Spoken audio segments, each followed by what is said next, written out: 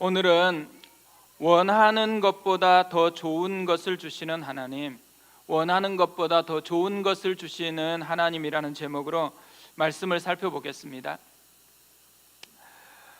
이번 주 화요일에 코로나 백신 접종을 했습니다. 조금 시간이 지나자 주사 맞은 자리가 조금씩 아프기 시작했습니다. 하루가 지나니까 조금 피곤해지고 졸리기 시작하는 겁니다. 3일 정도 지나니까 피곤함도 사라지고 아픈 것도 없어졌습니다. 근데 백신 주사를 맞으면서요, 단 며칠이지만 이 며칠 동안 이런저런 불편함을 겪으면서 깨달은 것이 하나 있습니다. 원하는 것은 아니지만 이 주사로 인해서 더 좋은 안전한 삶을 맛보기 때문에 백신 접종을 한다라는 것입니다. 근데 신앙도 마찬가지라는 거예요. 원하는 대로 다 이루어질 수 있다 그러면 참 좋겠죠. 하지만 원하는 대로는 아니지만 더 필요하고 더 좋은 것을 주시기 때문에 우리가 하나님 앞에 나아간다라는 거죠. 신앙에도 이런 영적인 현상이 있다라는 것입니다. 오늘 말씀은 바울이 고린도 교회에 쓴 편지입니다. 바울이 고린도 교회를 떠난 후에 거짓 사도들이 들어와서 활동을 하기 시작을 했습니다. 이들이 이 바울과 성도들의 이 밀착된 마음을 멀어지게 하기 위해서 바울을 주로 비난을 했습니다. 바울의 사도성을 비난을 했고, 바울의 이 언변이나 또 능력 없는 어떤 모습들을 탁탁 꼬집어 가지고 계속해서 이야기를 했습니다. 그뿐만 아니고 자신들의 영적인 권위를 높이기 위해서, 그래서 성도들을 자기 마음대로 부려먹으려고 거짓 환상과 계시를 과장해서 자기가 가지고 있는 조그마한 것을 훨씬 더 과장해서 자랑하기 시작했습니다. 이렇게 얘기를 해도 흔들리지만 않는다면 얼마나 좋겠어요. 하지만 고린도 교회는 흔들리기 시작을 했습니다. 그런데 제가 이 고린도 교회 보다가요, 한국 교회도 참 그런 모습이 많다라는 생각이 들었습니다. 한국 교회는 어떻게 보면 이단 사이비들의 천국이라는 그런 이야기를 듣거든요. 자신을 하나님이라 그러고 자기 아내는 어머니 하나님이라고 황당한 주장을 하는데도 정말 많은 사람들이 혹해가지고 따르고 있습니다. 자신을 예수라고 하는 사람들은 정말 많았어요. 지금도 자기가 예수라고 하고 죽지 않을 것처럼 얘기하고 있는데도 불구하고 이미 다 죽을 것 같이 보이는데도, 그런데도 수많은 젊은이들이 따라가고 있습니다. 물론 이런 이단들도 위험하죠. 하지만요, 이단까지는 아닌데 멀쩡하게 교회 간판을 달고 있어요.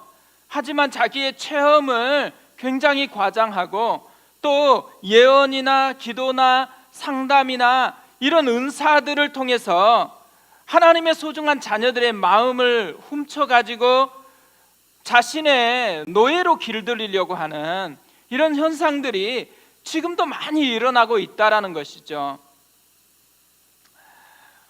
어떻게 보면요, 이런 거짓 사도들, 사람들을 이용해 먹으려고 하는 이런 사람들도 분명히 문제예요. 하지만 이것보다 훨씬 심각한 문제가 있다면 이런 조그마한 소리에도 흔들리는 약함입니다. 조그만 유혹했는데도 불구하고 혹해가지고 넘어가는 이 약함, 이 약함이 훨씬 더 심각한 문제라는 거죠. 근데 고린도 교회가 그랬다라는 거예요. 약함을 방치하지 않고 좀 더 깊이 진리의 뿌리를 내렸다면 얼마나 좋았겠어요. 근데 이들은 그렇게 하지 않았습니다. 약함을 그대로 방치했다가 이제 조그마한 유혹에도 흔들려 버리는 그런 모습이 되어 버렸습니다. 이런 고린도 교회를 다시 세우고 싶어 한 거예요. 그래서 바울이 편지를 쓴 것이죠. 오늘 말씀은 특별히 그 부분에 대한 하나님의 뜻을 이야기를 하고 있다라는 것입니다. 바울은 특별히 자신이 경험한 두 가지 자랑을 대비를 하고 있습니다. 자신이 경험한 첫 번째 자랑은 진짜 특별한 체험입니다. 1절에 이렇게 되어 있습니다. 무익하나마 내가 부득불 자랑하노니 주의 환상과 계시를 말하리라. 바울이 특별하게 체험한 것은 주님의 환상과 계시였습니다. 이 서신을 쓰기 14년 전쯤에 바울이 셋째 하늘에 올라갔다고 합니다.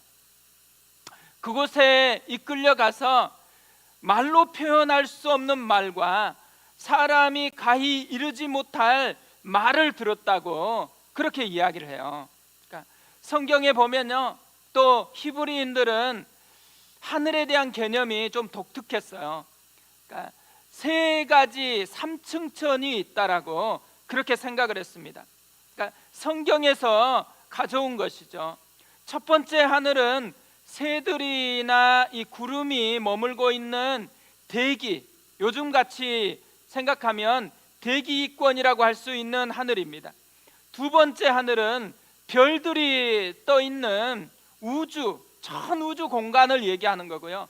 세 번째 하늘은 하나님이 거하시는 곳. 그러니까 눈에 보이지는 않지만 하나님이 거하시는 특별한 장소. 오늘 바울은 이 하나님이 거하시는 특별한 하늘에 올라가서 이런 엄청난 체험을 하고 있다라고, 체험을 했다라고 이야기를 하고 있는 것이죠. 그러니까 바울은요, 다른 거짓 사도들과는 다르게 진짜 엄청난 체험을 했다라는 거예요. 또 하나 바울이 자랑하는 것은 약함입니다. 그러니까 완전히 다르죠. 바울이 자랑하는 약함은 어떤 약함일까요? 7절에 이렇게 되어 있습니다. 여러 계시를 받은 것이 지극히 크므로 너무 자만하지 않게 하시려고 내 육체에 가시 곧 사단의 사자를 주셨으니 이는 나를 쳐서 너무 자만하지 않게 하려 하심이라. 육체의 가시, 육체의 가시가 있었다라는 거예요. 바울이 뭔지를 상세하게 설명하지는 않았습니다. 그러다 보니까 많은 분들이 여러 가지 추측을 했어요. 그런데 이 육체의 가시라는 이 말은요, 테사르키라는 헬라어에서 온 거거든요.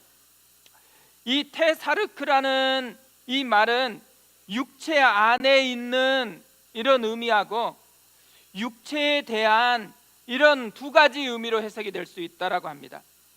어떻게 보면요, 이 두 가지 의미를 가지고서 많은 분들이 추측했던 것을 둘로 요약할 수 있다라는 거죠. 하나는 육체 안에 있는 가시, 이것을 이런 부분으로 말하는 분들은 바울에게 있었을 간질, 때로는 안질, 이게 육체의 가시일 거라고 생각을 합니다. 만약에 간질이라고 생각해 보세요. 설교하다가 갑자기 쓰러져 가지고 거품을 한참 물고 있다가 다시 일어나 가지고 툭툭 털고 다시 이대지 설교하면 어떻게 되겠어요? 자기도 힘들지만 듣는 사람들도 굉장히 힘든 거잖아요.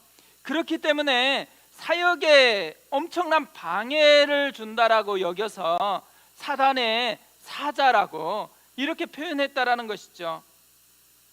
또 하나는요, 이 육체에 대한 가시라는 의미로 복음을 전할 때마다 바울이 경험했었던 박해, 또 바울을 이 박해하려고 찾아다녔던 인격적인 모독을 하고 끊임없이 괴롭혔던 박해자들을 의미한다라고 그렇게 설명을 합니다. 근데 여기서 보면요, 자세히 설명하지 않는 것은 그렇게 중요하지 않다라는 거예요. 그게 뭐였는지 별로 중요하지 않다라는 거예요. 중요한 건 뭐냐면 바울이 이런 불편함이 있는데 이 불편함 때문에 좌절하고 낙심하고 힘들어하는 게 아니고 그걸 자랑거리로 여기고 있다라고 하는 것입니다. 어떻게 보면 이 두 가지 자랑은 정말 대비가 됩니다. 하나는 세상에서 누구나 자랑거리로 여길 만한 것이에요. 특별한 체험. 우리도 원하는 거잖아요. 우리도 기적을 맛보고 싶고 특별한 체험을 맛보고 싶고 하나님의 은사를 더 풍성하게 맛보았으면 좋겠다라는 마음이 있잖아요. 하지만 또 하나는 세상에서는 결코 자랑거리로 여기지 않는 것들이에요. 우리도 원하지 않습니다. 약함을 원하는 분들이 있어요. 또 약함이 만드는 이 불편함, 힘겨움을 기뻐하는 분이 있을까요? 자랑거리로 여기지 않는 것들이에요. 그런데 바울은 이 두 가지를 자랑거리로 삼아서 지금 대비하고 있다라는 것이죠. 그러니까 바울은요, 우리가 그렇게 불편하게 여기는 이것을 첫 번째보다 더 낮은 것으로 생각할 것 같은데 접근이 굉장히 다릅니다. 5절에 이렇게 되어 있어요. 내가 이런 사람을 위하여 자랑하겠으나 나를 위하여는 약한 것들 외에 자랑하지 아니하리라. 정말 충격적이지 않아요? 너무 놀라운 삼층전에서 경험했던 그것보다도 자신의 약함을 더 자랑하겠다라고 그렇게 이야기를 하고 있습니다. 어떻게 보면요, 우리가 정말 원하지도 않고 될 수 있으면 피하고 싶고 벗어나고 싶은 그것들을 오히려 자기가 경험했던 삼층천의 놀라운 경험보다도 더 자랑하고 싶다라고 고백하고 있는 것이죠. 바울이 왜 이렇게 고백하고 있을까요? 바울이 뭐 어떤 고통을 즐기는 사람이기 때문일까요? 바울은 고통을 즐기는 사람 아닙니다. 바울도요, 처음부터 약함을 자랑하는 사람 아니었어요. 처음에는 자신도 약함 때문에 너무너무 불편한 거예요. 너무너무 힘들어했습니다. 그래서 어떻게 해요? 우리가 약할 때 뭘 해요? 약할 때 기도하잖아요. 바울도 그랬어요. 8절에 이렇게 되어 있습니다. 이것이 내게서 떠나가게 하기 위하여 내가 3번 죽게 간구하였더니, 기도했는데 3번이나 죽게 기도했대요. 그러니까 우리가 3번 기도하는 것하고 바울이 3번 기도하는 것은 차원이 좀 다르잖아요. 그러니까 어떻게 보면요, 약함이 있을 때 해야 되는 첫 번째 반응은 당연하게 기도하는 거라는 거예요. 하나님 앞에 당연하게 가지고 나가야 되는 것이죠. 하나님도 자기에게 가까이 나오는 사람을 기뻐한다 그랬어요. 자기를 의지하는 사람을 기뻐한다 그랬고 자기를 찾는 자들을 기뻐한다 그랬어요. 그러니까 오늘 우리가 기도하는 것처럼 하나님 앞에 나오는 것을 하나님이 소중히 여긴다라는 것이죠. 바울이 처음에 그렇게 기도했어요. 기도했는데 어떻게 됐을까요? 하나님은 바울이 생각하는 것과는 다르게 응답하셨다라는 것입니다. 9절에 이렇게 되어 있습니다. 나에게 이르시기를 내 은혜가 네게 족하도다. 이는 내 능력이 약한 데서 온전하여 짐이라 하신지라. 그러므로 도리어 크게 기뻐함으로 나의 여러 약한 것들에 대하여 자랑하리니 이는 그리스도의 능력이 내게 머물게 하려 함이라. 하나님은 바울의 이 불편함을 없애주는 대신에 약함을 그대로 두고 있는 의미를 깨닫게 해 주었다라는 것입니다. 약함을 그대로 두고 있는 의미가 뭐였을까요? 첫 번째로는 그리스도의 능력이 머물게 하려고, 그러니까 그리스도의 능력이 머물게 하려고 약함을 두셨습니다. 또 하나, 자만하지 않게 하려고. 7절에 이렇게 되어 있습니다. 여러 계시를 받은 것이 지극히 크므로 너무 자만하지 않게 하시려고 내 육체의 가시 곧 사단의 사자를 주셨으니 이는 나를 쳐서 너무 자만하지 않게 하려 하심이라. 2번이나 강조하잖아요. 자만하지 않게 하려고. 근데 이 둘을 합치면 이런 말이 될 수 있어요. 원하는 것은 아니지만 더 필요하고 더 좋은 것을 주고 싶어서, 그래서 하나님께서 약함을 그대로 남겨주셨다라고 이야기하는 것이죠. 그러니까 사실 설교 본문을 정할 때요, 이런 본문이 생각이 나면 기쁘겠어요? 굉장히 괴롭습니다. 힘든 분들이 생각이 나잖아요. 그러면 이 설교를 읽자마자 어떻게 될 거라고 생각하기 때문에 그냥 이런 본문은 건너뛰고 싶은 것이 저의 마음이기도 해요.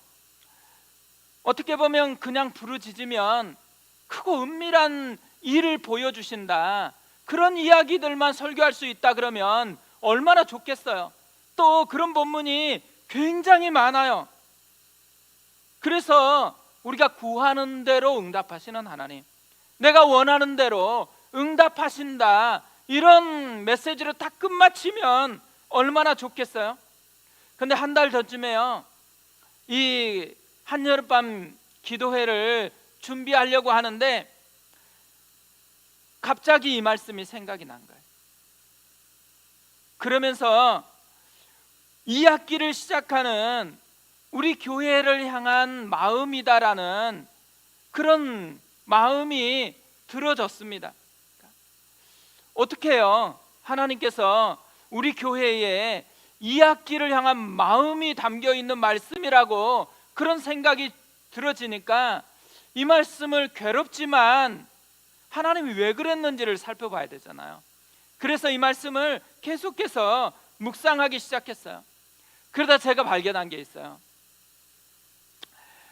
제 안에 자꾸 원하는 대로 되는 것이 좋은 것이다라는 그런 생각이 의외로 강하게 자리 잡고 있다라는 거예요.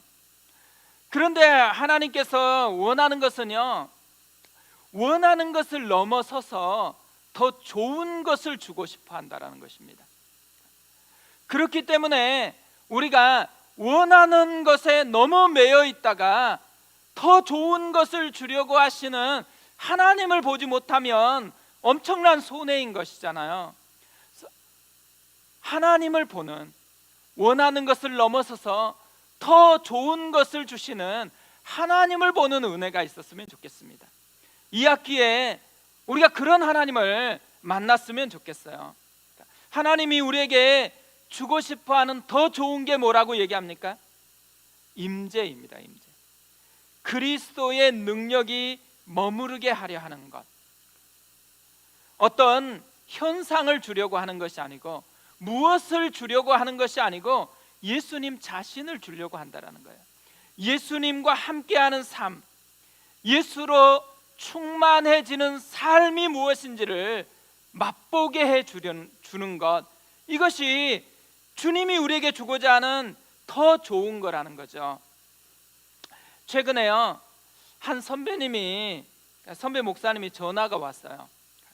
이런저런 얘기하다가 제가 힘든 게 뭔지 이런 걸 물어보니까 저는 이런 게 힘들고 저런 것 때문에 힘들고 되게 지쳐서 좀 힘들다, 이런 얘기를 했거든요. 그랬더니만 이렇게 말씀을 하시는 거예요. 주승 목사, 열매 때문에 사역하는 것이 아니라 복음 때문에 하는 거야. 열매 때문에 사역하는 게 아니라 복음 때문에 하는 거야. 뭔가 잘하려고 하고, 그러다 보니까 뭔가 안 되니까 안 되는 것 때문에 힘들어하고, 뭐가 좀 변화가 안 되는 것 때문에 힘들어하고, 이런 자꾸 무엇 때문에 힘들어하는 많은 것들을 이야기하니까요, 그것 때문에 하는 게 아니라는 거예요. 복음 때문에, 예수님 때문에 사역하는 거라는 거죠. 근데 제가 이 말을 듣는데 정신이 번쩍 들더라고요.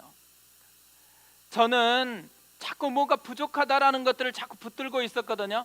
근데 제가 진짜 부족한 게 뭐였냐면 예수 안에 머물러 있는 거, 그러니까 예수님이 나를 다스리는 거, 그리스도의 능력이 머무는 게 무엇인지에 잠겨있는 내 모습이 아니었다라는 것을 깨닫게 된 거예요. 그래서 힘들었던 거예요. 그래서 쓸데없는 것에 마음을 빼앗기고, 그래서 좌절하고, 그래서 낙심했던 모습이 있었다라는 것이죠.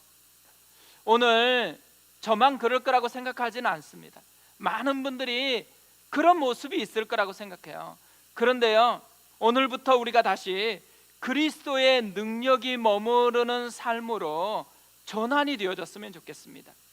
우리가 원하는 것을 넘어서서 하나님이 우리에게 주고 싶어하는 더 좋은 삶을 바라보고 그것을 갈망하는 우리가 되었으면 좋겠어요. 그러기 위해서는요, 우리가 두 가지를 붙들고 기도했으면 좋겠다고 생각합니다. 첫 번째로는 우리의 시야를 넓혀 달라는 것입니다. 오늘 말씀을 보면요, 두 가지 시야가 나와요. 원하는 것만 보는 시야, 더 좋은 것을 보는 시야. 그런데 우리가 힘들어하는 이유들은 분명히 상황 때문인 것도 있어요. 그 상황을 보면 힘들 수밖에 없어요. 하지만요, 또 하나는 우리의 시야가 너무 좁기 때문이라는 거예요. 원하는 것만 보는 시야에 머물러 있기 때문이라는 것이죠. 바울도요, 처음에 자기가 힘들었던 이유가 있다면 시야가 좁은 거였어요. 자기가 원하는 대로 되기를 원해서 그래서 3번이나 기도했던 거예요. 근데 하나님은 바울이 원하는 대로 들어준 것이 아니고 바울의 시야를 넓혀줬습니다. 원하는 것만 보는 시야에서 더 좋은 것을 보는 시야로 넓혀주었어요. 그러자 그렇게 없애달라고 기도했던 약함 속에 하나님의 놀라운 은혜가 감춰져 있다는 것을 보게 되었다는 거죠. 약함을 보는 관점이 완전히 바뀌어버렸습니다. 10절도 보세요. 이렇게 되어 있어요. 그러므로 내가 그리스도를 위하여 약한 것들과 능력과 궁핍과 박해와 곤고를 기뻐하노니 이는 내가 약한 그때의 강함이라. 약한 것들을 오히려 기뻐하죠. 그런데요, 거기만 머물러 있는 것이 아니에요. 오히려 확장이 되고 있습니다. 시야가 넓혀지니까요, 심지어 능력받는 것, 궁핍함, 박해, 곤고까지도 기뻐한다라고 그렇게 표현하고 있어요. 그러니까 불편함이나 괴로움이 더 이상 자신을 무너뜨리거나 자기를 흔들어 놓지 못하고 있다라는 거예요. 오히려 기쁨으로 바뀌어져 버렸습니다. 어떻게 보면요, 신앙생활할 때 진짜 필요한 것, 진짜 중요한 것이 있다면 시야가 넓혀지는 거라고 생각합니다. 분명히 우리의 삶에는요, 어려운 것들을 해결해 주는 것도 있지만 하나님께서 때로는요, 어려움을 해결해 주지 않아요. 아픔을 그대로 남겨줘요. 그러면 어떤 분들은 남겨져 있는 그것이 변화될 때까지, 원하는 대로 되어질 때까지 마음이 힘들어요. 끊임없이 기도하면서도 계속 희망 고문처럼 느껴져서 마음이 괴로워요. 그런데 하나님은요, 괴로우라고 남겨둔 게 아니라는 거예요. 시야를 넓혀서 그 속에 담겨 있는 하나님의 은혜가 무엇인지를 보게 하려고, 더 좋은 것을 맛보게 하려고 남겨주었다라는 것이죠. 그렇기 때문에 우리에게 주신 하나님의 응답 중에 정말 좋은 응답은요, 시야가 넓혀지는 겁니다. 내가 보던 좁은 시야에서 하나님이 바라보시는 그런 하나님의 넓은 시야로 바뀌어지는 것, 이게 하나님이 주시는 정말 좋은 응답이라는 거죠.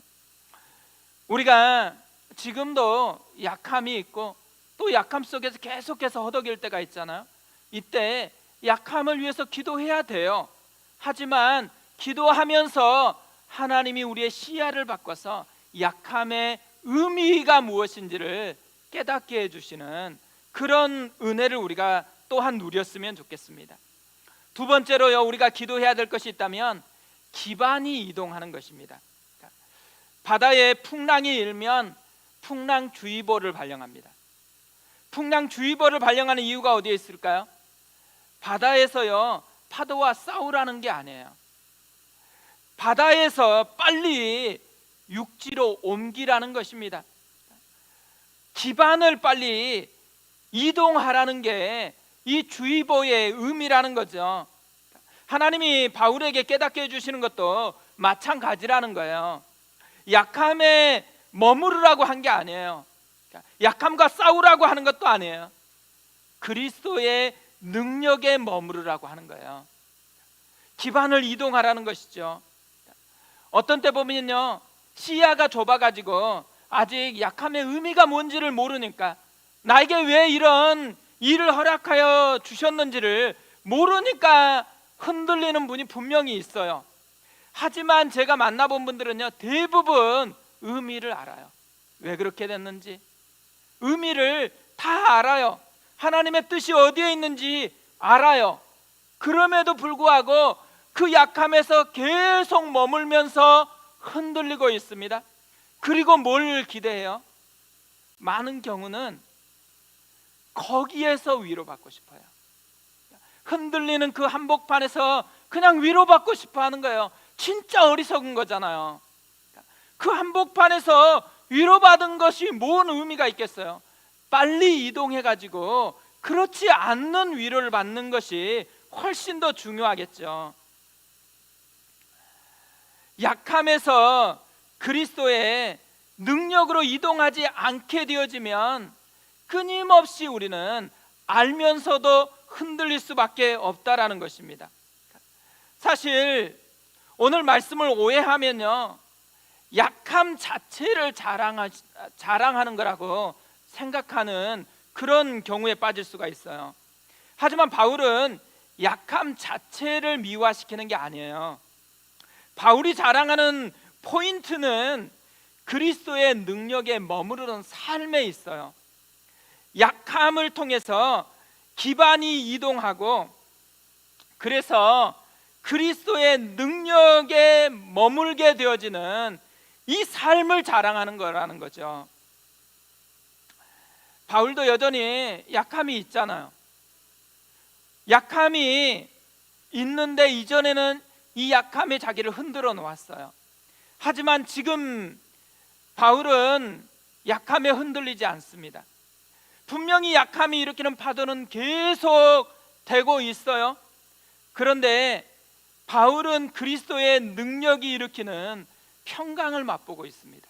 기반을 이동했기 때문에 그래요. 어떻게 보면 그리스도인은 세상과 기반이 다른 사람들입니다. 우리의 기반은요, 성공이 아니에요. 아파트 평수가 늘어나는 것도 아니고, 차의 브랜드가 바뀌는 것도 아니고, 명품이냐 아니냐, 이걸 소유했냐, 그걸 입고 있느냐, 그렇지 않느냐도 아니에요. 또 외모가 점점 더 가꾸어지느냐, 그렇지 않느냐도 사실 우리의 기반이 아니에요. 우리의 기반은 점수도 아닙니다. 우리의 기반은 승진도 아니에요. 이런 것이 없어서 흔들린다. 뭘 얘기하는 거예요? 우리가 그걸 기반 삼고 있다라는 거죠. 그런 것 때문에 흔들리면 기반이 이동해야 되는 때가 되었다라는 말입니다. 우리의 기반은 예수 그리스도예요. 그리스도의 능력에 머무르는 것이에요. 그리스도가 없기 때문에 흔들린다. 그러면 빨리 우리의 반석이신 그리스도께로 기반을 바꾸는 것이 지혜라는 거죠. 오늘 말씀을 묵상하다가요, 생각났던 찬양이 있어요. 우리가 자주 불렀던 찬양 중에 하나거든요. 충만이라는 찬양입니다. 가사가 이래요. 무명이어도 공허하지 않는 것은 예수 안에 난 만족함이라. 가난하여도 부족하지 않는 것은 예수 안에 오직 나는 부요함이라. 고난 중에도 견뎌낼 수 있는 것은 주의 계획 믿기 때문이라. 실패하여도 일어설 수 있는 것은 예수 안에 오직 나는 승리함이라. 난 예수로 충만하네. 난 예수로 충만하네. 난 예수로 충만하네. 근데 이 찬양은요, 아무나 부를 수 있는 찬양이 아니에요. 사실 무명인데 대부분은 공허해요. 가난한데 대부분 부족함을 느껴요. 그런데도 불구하고 부요함을 느끼고 만족함을 느낄 수 있는 사람은요, 다른 기반 위에 서 있기 때문에 그래요. 다른 것을 맛보았기 때문에 그래요. 그런 사람은요, 시야가 넓혀져서 하나님의 눈으로 보기 때문에 그런다라는 것이죠. 우리가 이런 찬양을 부를 수 있는 사람이 됐으면 좋겠어요. 이번 2학기에 정말 우리 교회가요, 다른 어떤 것보다 그리스도의 능력에 머무르는 이 은혜를 맛보았으면 좋겠습니다. 모든 순장님들이 어떤 능력보다 예수 안에 거하는 것이 가장 큰 능력이 되었으면 좋겠어요. 예수를 아는 기쁨, 예수를 만난 감격, 예수 안에 있는 이 기쁨이 다락방에 흘러갔으면 좋겠어요. 다락방에 모일 때마다 많은 사연을 가지고 나오죠. 그런데 사연을 가지고 이야기를 나누면서 점점 더 시야가 넓혀지고 기반이 이동을 했으면 좋겠어요. 그래서 그리스도의 능력에 머물러서 다시 가정으로 돌아갔으면 좋겠습니다. 우리 모든 가정이 그리스도의 능력에 머무르는 삶이 무엇인지를 경험했으면 좋겠어요. 우리 엄마와 아빠가 되신 우리 지체들, 모든 형제와 자매들이 그리스도의 능력이 진짜 무엇인지를 맛보았으면 좋겠어요. 그래서 우리 아이들이 그리스도의 능력에 머무르는 그 삶을 추구했으면 좋겠습니다. 하나님께서 우리에게 그런 은혜를 베풀어 주었으면 좋겠습니다. 우리 그 마음을 가지고 이 시간에 같이 한번 기도하겠습니다. 우리 이 시간에 하나님 앞에 마음을 담아서 기도했으면 좋겠습니다. 우리도 원하는 대로 됐으면 좋지만 또 하나님께서 때로는 기도하면 원하는 대로 해주시지만 때로는 원하는 것을 놓고 간절하게 기도했는데도 불구하고 응답이 안 될 때가 있습니다. 그러면 자꾸만 오해해요. 하나님이 날 사랑하지 않는 것처럼, 하나님 나를 버린 것처럼, 또 내 죄 때문에 그런가 자기 자신을 쥐어짤 때가 있어요. 하나님이 우리를 그렇게 하라고 약함을 남겨두신 게 아니라는 거예요. 약함을 남겨두신 것은 더 좋은 것을 맛보라고, 그리스도의 능력이 무엇인지를 맛보라고 약함을 남겨주었다라는 것이죠. 우리가 시야가 넓혀졌으면 좋겠습니다. 하나님, 우리의 시야를 하나님의 시야로 바꾸어 주시옵소서. 우리의 기반이 이동했으면 좋겠습니다. 맨날 쓸데없는 것에 머무르지 않고 그리스도의 능력 위에 우리의 기반이 머물러졌으면 좋겠습니다. 하나님, 우리에게 그 은혜를 주시옵소서. 하나님, 우리 교회 가운데 정말 그리스도의 능력 위에 머무르는 은혜를 베풀어 주시옵소서. 우리 간절한 사모함을 가지고 우리 하나님 앞에 기도하고 또 개인 기도로 나아가겠습니다. 같이